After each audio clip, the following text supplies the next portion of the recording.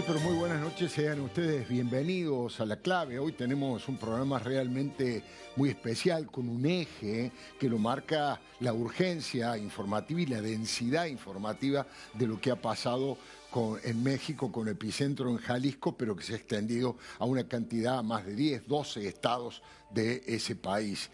Por supuesto que además de la columna editorial que va a tratar de darle un debate político o una formación política, tenemos la gran posibilidad de entrevistar en un ratito nada más al doctor Carlos Rucauf.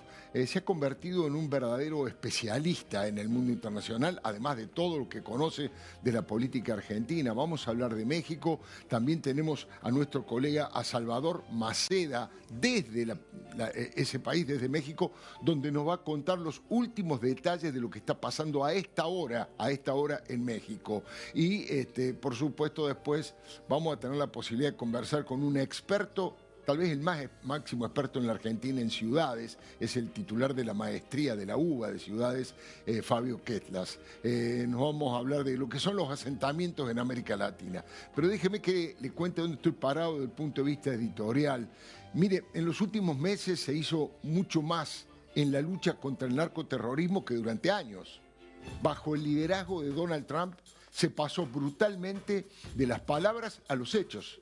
Se dejó de lado la sanata teórica de los seminarios políticamente correctos y se tomó el camino de la acción directa. Este concubinato nefasto entre el negocio criminal de los estupefacientes y las ideologías del odio y el crimen se han convertido en los mayores enemigos de la humanidad y por ende de la democracia. La eliminación de Nemesio Oseguera Cervantes, alias el Mencho, el capo más poderoso y buscado del mundo, le da al tema una actualidad inquietante y de alto impacto en la sociedad en México, en los Estados Unidos, en toda América Latina y yo le diría casi en todo el planeta.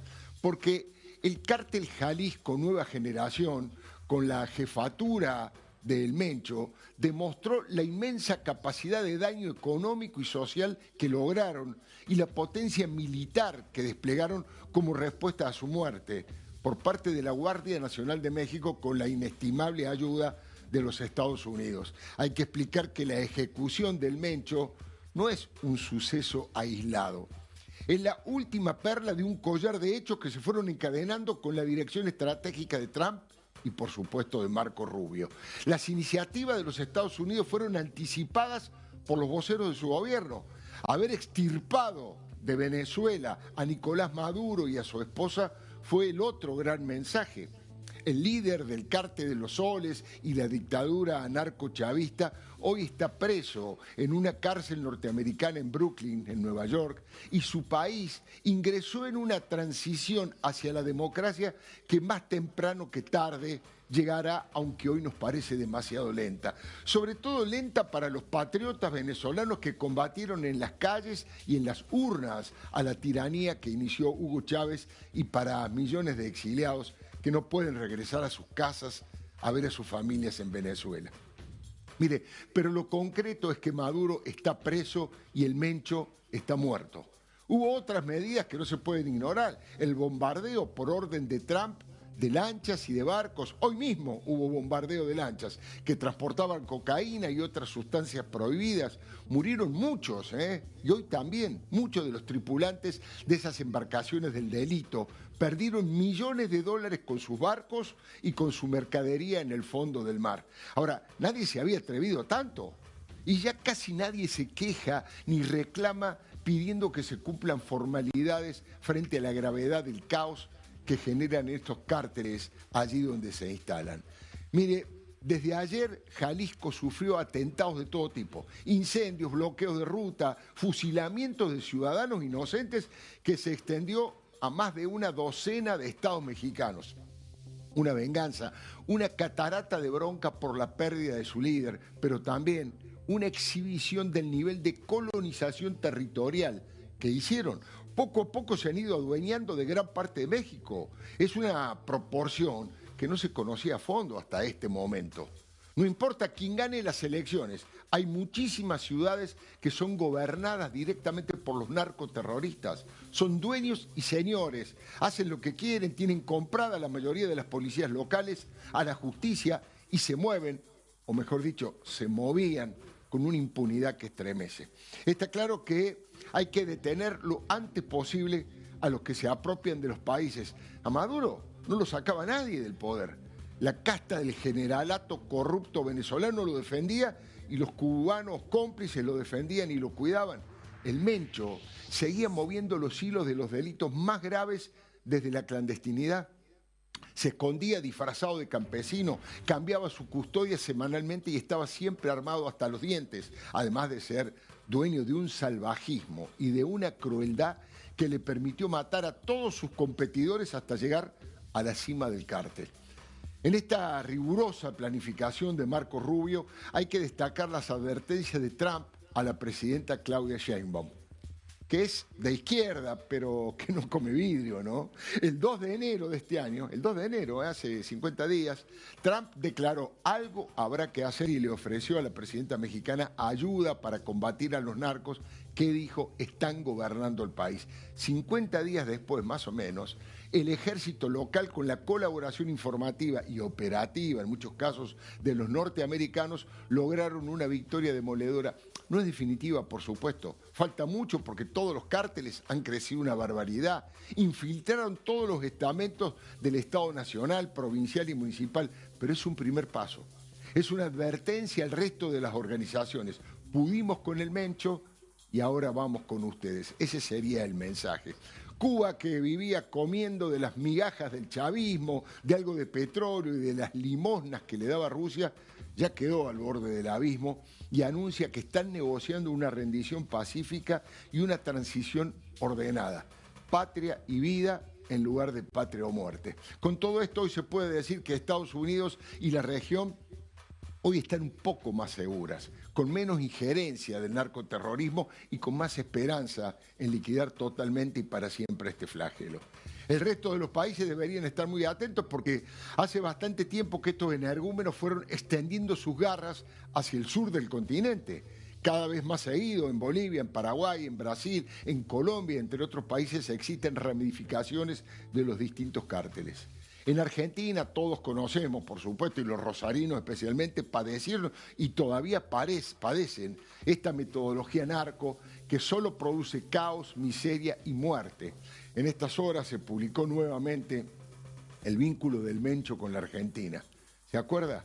Gerardo González Valencia, un narco de alto rango, se estableció en un lujoso edificio de Puerto Madero con su pareja y abrió, ahí lo estamos viendo, un mini market llamado Corner Mi Lugar. Era uno de los capataces encargados de las operaciones de lavado de dinero en todo el mundo. Después, el matrimonio se escapó hacia el Uruguay y siguieron su ruta. Ayer también se conoció que en Entre Ríos desbarataron un plan para asesinar a un ministro, el ministro de Seguridad, nada menos, Néstor Roncaglia, a un fiscal y a un juez en la provincia. El complot había sido ideado por un capo narco preso, consistía en la contratación de un sicario uruguayo y el pago de una fortuna por el crimen de cada uno de los apuntados. Como puede verse, con distintas dimensiones y desarrollos, el narcoterrorismo en México, en Venezuela, en Puerto Madero, en Rosario o en Entre Ríos tiene el mismo objetivo de manejar los hilos de todos los poderes democráticos. Son criminales salvajes, destruyen y prostituyen todo lo que tocan y no hay otra forma de combatirlos de verdad que enfrentarnos. Sí, con la ley en la mano, pero sin contemplaciones ni timideces. Donde se instalan los narcos, se marchita la democracia y la vida de los ciudadanos. Quien quiera oír, que oiga. Bueno, lo prometido, la posibilidad de conversar con el epicentro informativo prácticamente de todo el mundo, que es lo que ha ocurrido en México, y también con la inminencia de un posible ataque de los Estados Unidos a Irán, de conversar con el doctor Carlos Rucabo. Bueno, primero, bienvenido, muchísimas gracias, Carlos. Es un placer para mí, como siempre, estar acá. Muy buenas noches. Tal vez hay alguien que nos recuerde. Vamos a presentarlo con su placa al doctor Rucabo. A ver.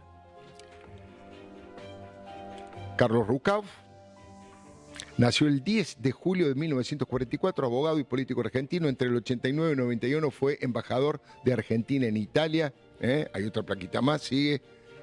Tampoco vamos a poner toda su por trayectoria favor. porque no llegamos. En 95 al 99 fue vicepresidente del gobierno de Carlos Menem, del 99 al 2002 fue gobernador de la provincia de Buenos Aires, del 2002 al 2003 ocupó el cargo de canciller en la Argentina. Así que algunos pergaminos tiene. Carlos, si le parece bien, Sí, vamos en búsqueda de Salvador Maceda. claro. Es un periodista de fuste importante de ADN México y queremos saber qué es lo último que está ocurriendo desde el punto de vista noticioso con todo esto. Salvador Maceda, muy buenas noches. Mi nombre es Alfredo Leuco. Te estoy saludando aquí desde DNews en Argentina. Don Alfredo, ¿qué tal? Muy buena noche para ustedes, tarde todavía para la Ciudad de México. Don Carlos también, un saludo desde la Ciudad de México. Y pues decirles que los ánimos aquí en México todavía no se han calmado. Hay quienes utilizan una muy mala frase de decir es una tensa calma. La verdad es que o hay tensión o hay calma, pero la verdad es que estamos muy lejos de sentir calma en la República Mexicana.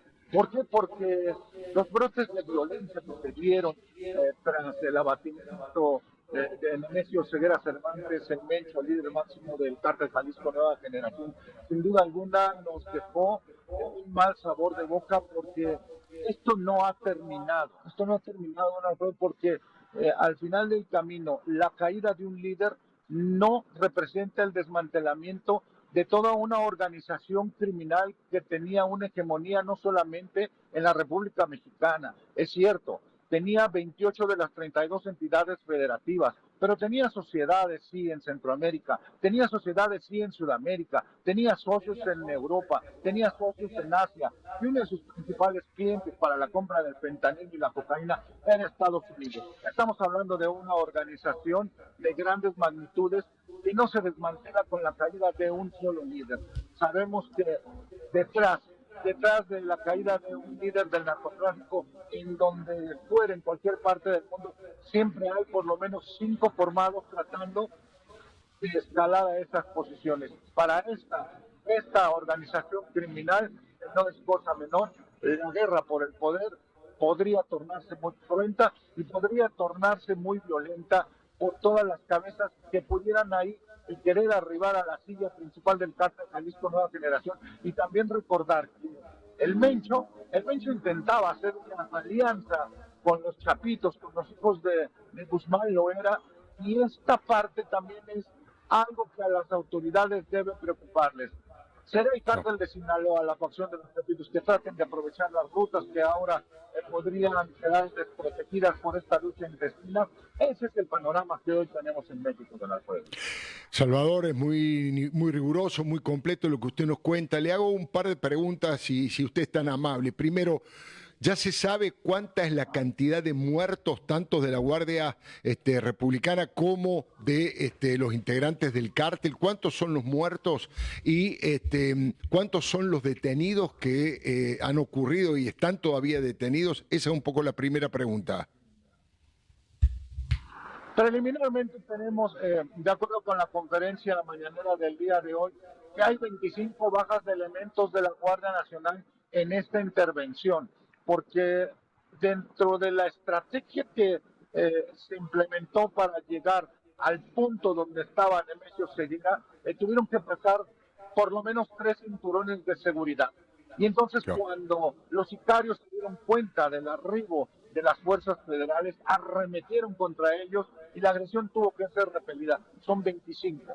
Son 25 20. los que tenemos bajas, sí, 25 bajas de la Guardia Nacional y pues bueno, un número quizá menor, quizá pudieran alcanzar preliminarmente los 10 sicarios, miembros de la organización que cayeron justamente en esta refriega ahí en esa zona de Jalisco.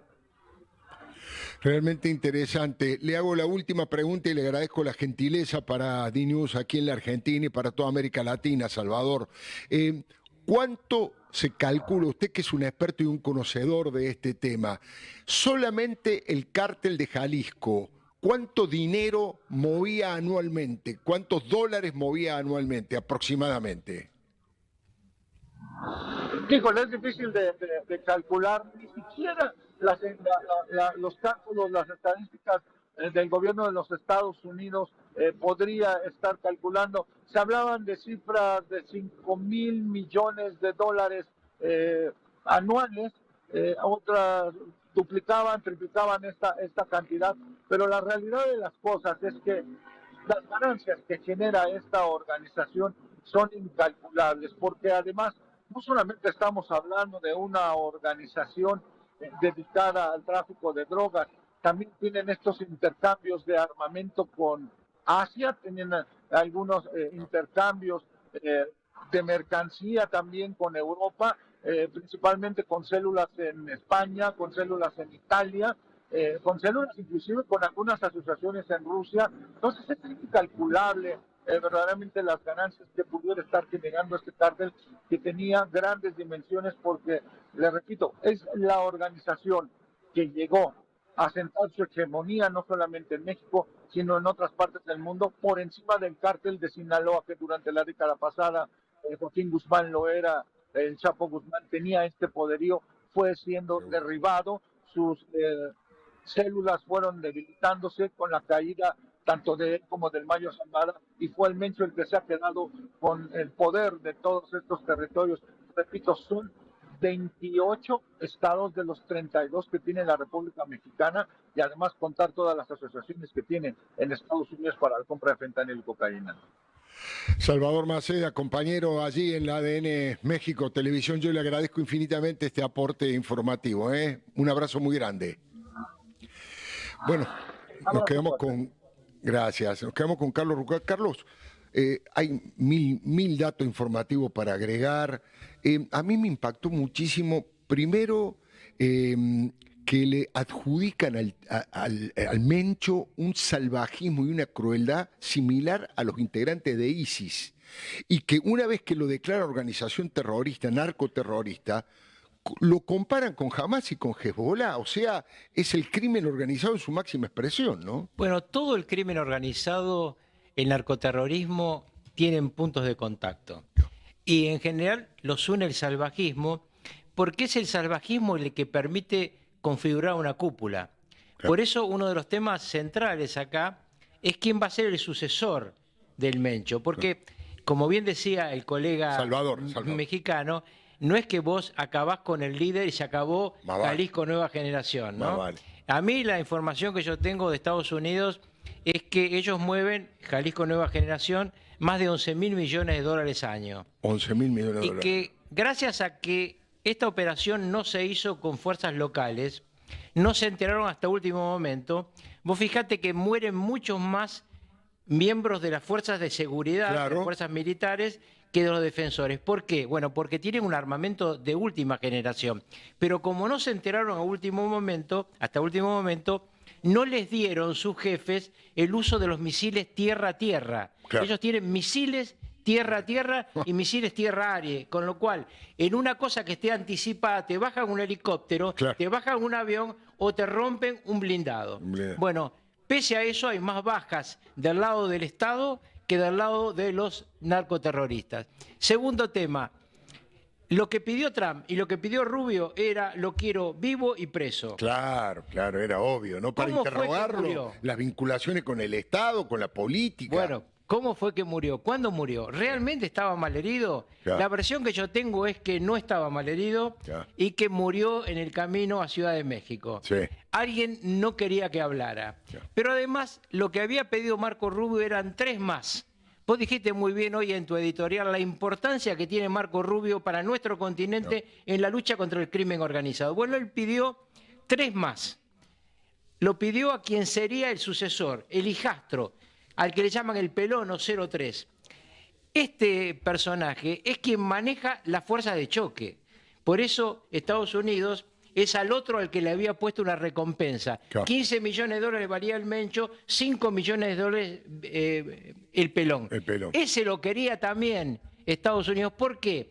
Porque le adjudican la muerte de agentes de la DEA. Ah. Entonces, es un objetivo central. ¿Será él quien tome el contacto máximo de esta organización con el gobierno? Porque digo, con López Obrador creció Jalisco Nueva Generación. Con López Obrador, desde ese momento. Durante la época de López Obrador ¿Vos sabés cuántos inocentes murieron por día en México? No. 94 mexicanos y mexicanas. ¿Por día? Por día. La mayor mortandad. No, hay una cantidad de desaparecidos en Claro. Jalisco que es impresionante. Bueno, y un tema muy importante, muy interesante, porque acá vos tenés muchos programas deportivos. En el aeropuerto donde hubo incidentes, donde hubo tiros y corrió hasta la policía, lo hemos visto todo en las redes sociales. Sí. Bueno, ese es uno de los aeropuertos del Mundial de Fútbol. Claro, claro. Ahí va a haber 4 partidos ahí. Guadalajara, 4 es un partidos lugar clave. del Mundial. Y la gran pregunta que se hace Además, disculpame, Puerto Vallarta es uno de los lugares donde muchos argentinos lo eligen para ir de vacaciones. Puerto Vallarta, yo le quiero decir claramente, no se puede. No vayan. No Vayan porque va a ocurrir que va a haber secuestro y va a haber asesinato de venganza. Sí. Puerto Vallarta es de ellos. Sí. Jalisco Nueva Generación no permite un solo negocio en Puerto Vallarta si no paga el seguro. Tiene que pagar un seguro a ellos. Sí. Más aún, la forma en que toman el poder lo tomaron en un restaurante de Puerto Vallarta donde capturaron y secuestraron a 2 capos narcos opositores que finalmente le dieron la posibilidad de vivir a cambio de transferirle lo que tenían en el lugar. Estamos ante una banda de un nivel espectacular. Impresionante. Y yo creo que en este momento Donald Trump siente amenazada su vida por los narcos y por los ayatolás iraníes. Bueno, esta es una información que trajo el propio Rucao que vamos a compartir. Me parece que es el título de los grandes diarios y portales en Estados Unidos y en el resto del mundo, porque Trump siente que su vida corre peligro a partir de lo que ha ocurrido en las últimas horas. Véalo. These are great people and we're never going to forget them. I'll never forget them. I don't know how long I'll be around. Got a lot of people gunning for me, don't I? Huh? But I will not forget them. I'm never going to forget them. Bueno, es una declaración muy fuerte para un presidente de los Estados Unidos. El hombre no sé seguramente... ¿Cuánto tiempo seguiré por aquí, en la tierra, ¿no? Acaban de matar a un joven que quiso entrar a Mar-a-Lago. Sí.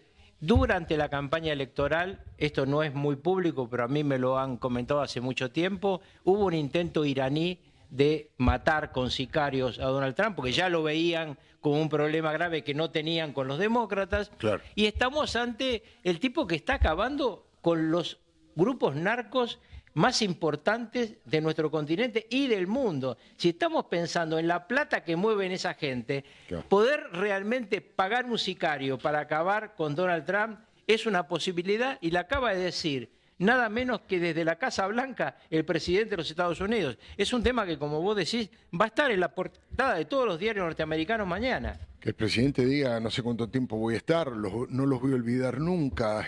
Bueno, son momentos realmente culminantes. Ahora vamos a hablar, por supuesto, de la información que tenés y de la opinión respecto de lo que podría llegar a pasar con el ataque de los Estados Unidos a Irán, que por la información que anda circulando da la sensación que es más temprano que tarde, ¿no? Más temprano que tarde. Yo en un momento, tal vez equivocadamente, dije van a esperar que termine el Ramadán. Sí, no nos chateamos. Claro, tan religioso, tan importante para no utilizar un momento religioso, pero al parecer no va a ser así. Ahora lo vamos a conversar.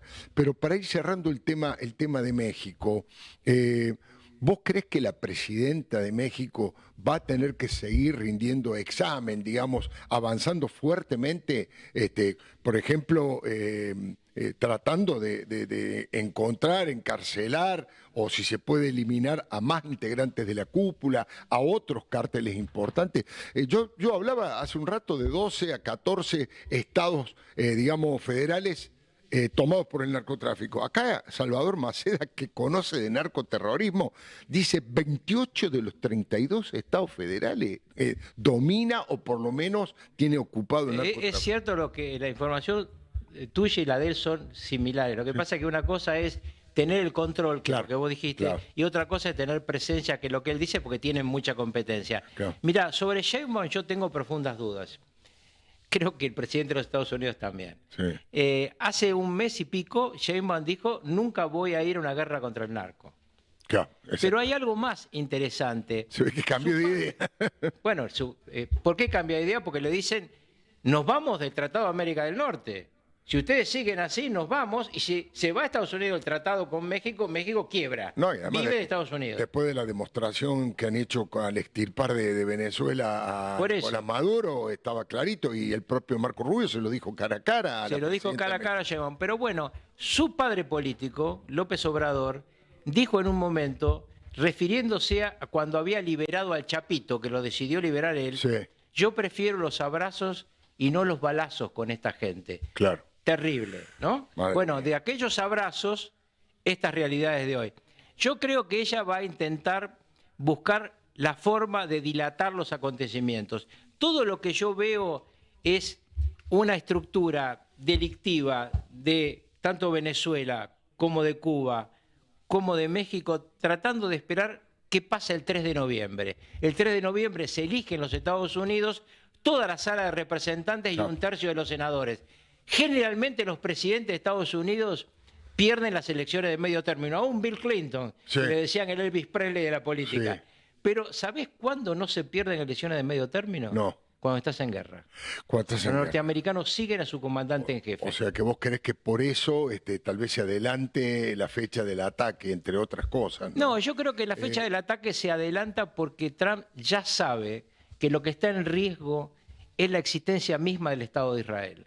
Lo que acá está ocurriendo es un Estado teocrático, asesino, que ha matado 25.000 iraníes con sus ametralladoras. Si matan a su pueblo, claro, ¿qué pueden esperar sus rivales?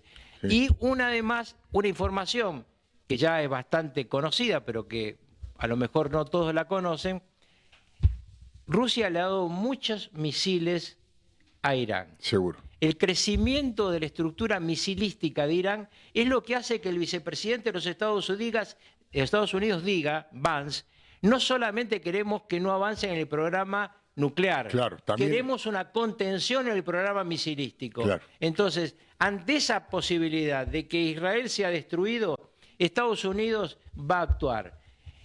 Trump ha dicho, hoy espero un acuerdo, si no, habrá que tomar las otras medidas que no quiero tomar. Claro. El acuerdo, última posibilidad, es este jueves. Este jueves. Estamos hablando acabo de decir, Irán tiene este jueves en Ginebra la posibilidad de parar esta locura. ¿Qué tiene que hacer? Parar su plan nuclear y aceptar la propuesta rusa, que son amigos de ellos, que era de que el uranio lo enriquecían en Rusia y se los daban para que nadie pensara que era uranio nuclear, y parar el programa misilístico. Si no se para el programa misilístico, la guerra es inevitable. Interesantísimo. ¿Y qué crees que puede ocurrir? ¿Qué tipo, o la guerra, qué tipo de guerra? Porque hay todo un debate, una discusión en los propios especialistas en los Estados Unidos, si una cosa más limitada, que intente eliminar a Ali Khamenei, al máximo de los ayatollah, o destruir, seguir destruyendo, porque ya en la guerra de los 12 días le dieron durísimo a los espacios y a los territorios nucleares, donde están instalados todo el tema nuclear. ¿Cómo crees que puede ser algo de corto alcance? La destrucción de la cúpula no tendría sentido, porque ya hace 7 días que la estructura de conducción iraní convirtió la conducción en lo que se llama una estructura mosaico. Esto es, si es atacada la cúpula, cada comandante tiene la posibilidad de actuar por sí, lo cual agrava el cuadro. Yo lo que imagino es que Irán va, en primer lugar, cuando ocurran los primeros acontecimientos, a atacar a Israel desde el Líbano, desde Hezbollah. Con Hezbollah, claro. Para que Hezbollah sea la víctima propiciatoria del primer ataque. Y para intentar llegar a una mesa de negociaciones galvanizando la población en una lucha contra un enemigo histórico. Claro. Ahora, la sensación mía es que Estados Unidos tiene claro, por su estructura de inteligencia, dónde tiene que golpear. Y me parece que va a golpear en Hormuz. Va a golpear en la base que tiene la Guardia Revolucionaria iraní en Hormuz.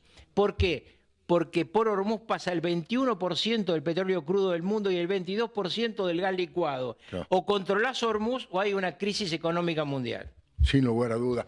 Ahora, casi ya la última de las preguntas, Carlos. Frente a esa situación, que se desate esa situación, ¿cómo crees que va a ser? Porque hasta ahora están sumamente callados, casi casi una complicidad de parte de Europa. Marco Rubio el otro día les ha dicho, nosotros no queremos tenerlos como enemigos, queremos un aliado, pero que vamos a decirlo en criollo, que se ponga las pilas, que tenga una actuación, digamos, en contra del terrorismo, que participe y no que se esconda detrás de lo políticamente correcto. ¿Qué crees que va a hacer Europa? Bueno, primero lo que Marco Rubio hizo en Múnich es un acto de nivel intelectual y de política exterior impresionante. Sí, yo hace mucho tiempo que no veo un discurso de un líder norteamericano de tanta profundidad. En segundo lugar, Europa en un conflicto de estas características se va a dividir. Hay una parte que no va a hacer nada, claro, y otra parte que es Gran Bretaña y Francia, que tienen 1000 problemas con Trump, pero que en el tema Irán tienen la misma posición. Claro. Recordemos que Francia, Gran Bretaña y Alemania fueron parte de aquel famoso 6+1 para tratar de llegar a un acuerdo y que Irán no tenga la bomba nuclear. Que Irán no tenga la bomba nuclear es un objetivo de todo el mundo civilizado, aún de los amigos de Irán. Claro. No, los países árabes, no solo Rusia. Nadie quiere que estos tengan una bomba nuclear. El tema misilístico es otro tema, por eso mi sensación es que estamos lamentablemente al borde de una guerra. Pero insisto, es Irán el que le corresponde poner líneas racionales al planteo norteamericano. ¿Quiero tener una estructura de defensa? Sí. No una estructura que pueda destruir Israel. Claro. ¿Quiero tener una estructura de crecimiento pacífico nuclear? Sí. Entonces que el uranio venga de tus amigos rusos, no de un sistema donde nadie puede controlar, porque terminemos aclarando que ya Irán hace 3 años no permite el control de la Comisión Internacional de Energía Atómica de sus 3 centrales nucleares. Y un tema final. Han tapiado los iraníes todas las entradas a todos los sistemas nucleares. Claro. Le han llenado de cemento, le han puesto una verdadera locura de misiles que la rodean, esperando que el ataque vaya ahí. Mi sensación es que el ataque va a ir a las bases militares de la Guardia Revolucionaria iraní como primer tema. Enormes. Carlos Rucau, te agradezco muchísimo. Interesante toda la información. Yo le dije que enseguidita se viene Fabio Ketlas. Bueno, lo anunciamos, el director de maestría en Ciudades de la UBA, Fabio Ketlas, está entre nosotros, pero aquellos que no lo conocen en profundidad, tenemos una placa de presentación. Fabio Ketlas.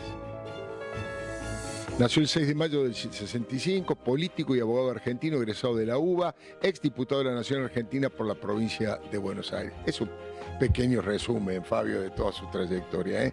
Yo digo que es uno de los que más sabe de urbanismo en nuestro país.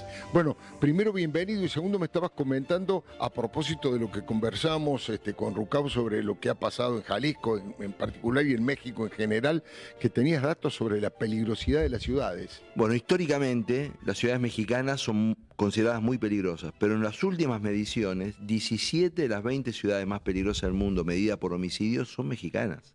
Qué bárbaro. No, y estamos hablando de cantidad de homicidios por cada 100.000 habitantes, por supuesto. Con cifras estratosféricas. Y en el sexenio de López Obrador, que dicho sea de paso, que desde que hay estadística, fue el sexenio más violento de la historia mexicana, hubo 200.000 homicidios, y los cálculos más conservadores dicen que por lo menos el 50% de ellos es a manos del narco. Estamos hablando de 100.000 muertos en el sexenio de López Obrador a manos del narcotráfico.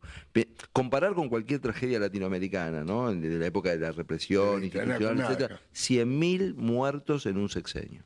Es impresionante, ¿eh? Sí. Y un presidente que se autopercibía, Andrés Manuel López Obrador, AMLO, como un hombre del pueblo, de la paz, un amigo de los más humildes. Pero bueno, eso ya es otra historia. Y sobre el tema de las ciudades y sobre el tema de los asentamientos. Mira, tienen muchos nombres, ¿viste? Cantegriles, villas, tugurios, poblaciones jóvenes, favelas, etcétera, lo que muestra que es una realidad continental.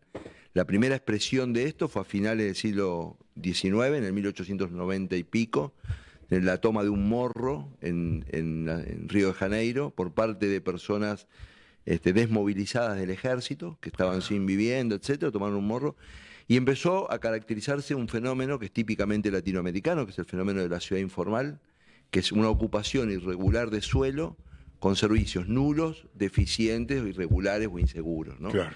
Entonces ahora eso, durante bastante tiempo, durante 2 o 3 décadas, se pensó que iba a ser un fenómeno transitorio o emergente, claro, que luego se iba a poder resolver con planificación, con inversión, etcétera. La realidad latinoamericana, y ahora voy a tratar, demuestra que eso no fue resuelto, ni mucho Todo lo menos. contrario.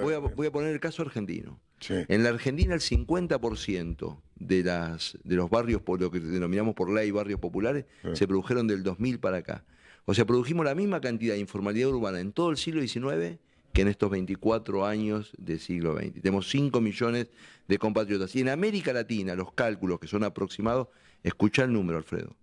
Para todo el continente estamos hablando de un rango de entre 100 a 140 millones de personas viviendo en esta condición. Si fuera un estado, sería uno de los 20 estados más grandes del mundo. 140, de 100 a 140 millones de personas viviendo en condición informal. Disculpa que te interrumpa, me vino a la memoria la imagen de Alfonsín diciendo con la democracia se cura, con la democracia se educa. Qué impresionante, porque esta democracia degradada que hemos ido viviendo en los últimos tiempos, fíjate lo que produjo. Ahora, hay una cosa muy importante que sobre el punto, ¿no? Porque intentos de resolver este problema, como muchos en todos los países, hay mediciones y hay países que hicieron avances. Por ejemplo, Chile en estas últimas 2 décadas mejoró mucho la situación de su hábitat informal, mejora y baja del número absoluto, ¿no? O sea, hay países que hicieron avances. Pero no es algo que pueda resolverse ni comunitariamente, ni el mercado solo, ni el Estado solo. Claro. O sea, las estrategias de mercado solo no han funcionado, las comunitarias solo no han funcionado y las de Estado solo tampoco, sobre todo en estados fiscalmente muy frágiles como nosotros, porque se requiere una inversión muy significativa, etc. Claro. Y aparte expresa 2 cosas, no solo expresa 3, una agenda completa, expresa 3 cosas. Esto. Una insuficiencia de capacidad de planificación estatal frente a migraciones, generación de suelo urbano, etc. La otra, una insuficiencia en el ingreso de los sectores populares, porque aún donde se produce vivienda pública, en América Latina, vos vas y medís la situación de la vivienda pública 10 o 20 años después y ves situaciones de degradación muy consistentes. Entonces tenés un problema más de fondo en la economía.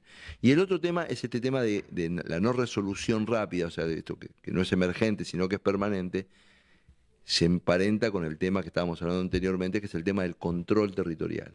Pasa a convenirle a grupos con poder económico la no formalización urbana. Claro. Entonces hay una disputa por el territorio también en ese sentido. Porque donde no entra el Estado, donde no entra la norma, donde no entra la escuela, donde no entra la ambulancia, etc., hay alguien que manda. Claro. Hay alguien que controla, es una zona de garantías para un poder. En algunos casos es poder económico, en otros casos es poder religioso, etcétera, distintas expresiones. Por eso se precisa, es tan importante una narrativa de la ciudad funcional, de la ciudad abierta, de la integración. Es tan necesario una mirada de planificación y de Estado que se combine también con elementos de incentivo a la actividad privada. Tenemos varias placas. Vamos a ver la primera, algunas informaciones ya las dijiste. La informalidad urbana, por ejemplo, ahí está. ¿De qué se trata? Ahí está. Sí. Esa sería como una definición genérica de informalidad urbana, ¿no? Del acceso incompleto, informal o inseguro a servicios públicos. Eso es lo que se entiende, eso es lo que une un Cantegril de una villa, de una favela. Claro, el denominador común, digamos, una definición. Se entiende por informalidad urbana la ocupación irregular de suelo con acceso incompleto, informal o inseguro a los servicios públicos esenciales. Vamos a la próxima placa. Fabio, viven en América Latina entre 100 y 130 millones de personas en informalidad urbana. Acaba de decir que si fuese en un país estaría entre los 20 países más importantes del mundo. En Argentina esa cifra son 5 millones de personas. No es un dato, es un desgarro del alma. 5 millones de personas viven en la marginalidad absoluta. El 50% de los barrios populares, lo que antes se conocía como Villa Miseria, en Argentina se crearon en este siglo. Bueno, ¿de qué manera, ahora vamos a ver las otras 2 placas, pero ¿de qué manera crees que es lo mejor? Vos decías, ni Estado, solo Estado, ni solo mercado. Mira, hay países, esto en Europa también, en Italia de posguerra, en España de posguerra, en Portugal, etcétera, en Europa se llama el chabolismo. El chabolismo, las chabolas. Las chabolas es esta expresión, con mucha plata pública, con muchísima plata pública, mucha planificación y en un contexto de estabilidad demográfica, con poca gente yéndose ya del campo a la ciudad y sin un salto demográfico como los que vivió América Latina hasta hace poco. Ese cambio, hoy América Latina, siguiendo una tendencia mundial, se está estabilizando demográficamente, pero hasta hace 15 años los gobiernos de América Latina le corrían muy de atrás a la evolución demográfica de la ciudad. Ahora está pasando a Europa un poco con la migración africana. Exactamente. Claro. Pero digo, en ese contexto, Europa, con mucho dinero, en un contexto muy particular, lo logró derrotar. Lo logró dominar. Combinando elementos de Estado y de mercado, ¿no? Claro. O sea, la infraestructura generalmente pública. El Estado, claro. Y en condiciones de pleno empleo, un Estado que facilitaba el acceso pero no regalaba. No regalaba. Porque se trata de bienes muy caros, ¿no? La vivienda urbana es un bien de mucho valor. Pero promoviendo inversiones. Vamos a ver las últimas dos placas. La primera, a ver, ya la tenemos ahí. Rosiña es una favela de 60.000 habitantes, la 2124 tiene casi 100.000. Claro, porque nosotros hablamos de la Rosiña y nos impresionamos, y acá en el Bajo Flores, la 2124 nuestra, es casi 2 Rosiñas. Casi 2 Rosiñas. Mira vos, jamás se me hubiese cruzado por la cabeza. Y la más grande del mundo está en la India, 1 millón de habitantes, y es muy usual en Asia, en la India, en Pakistán, en Malasia, barrios, asentamientos de esta naturaleza de 200, 300, 400.000 habitantes. Impresionante. Vamos con la última placa que nos queda. Hay expresiones diferentes de informalidad urbana, por ejemplo, Estados Unidos, ahora lo va a explicar Fabio.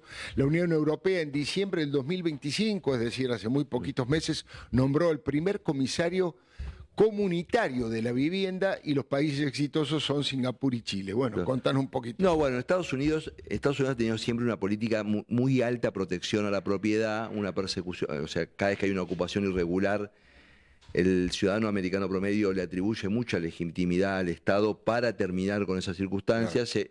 Se atiende esa situación desde albergues u otras cuestiones, pero hay expresiones como, por ejemplo, en Estados Unidos hay casi 1,5 millones de personas viviendo en camper. Claro. Hay otras expresiones de informalidad urbana mucho menor, incomparable con las nuestras.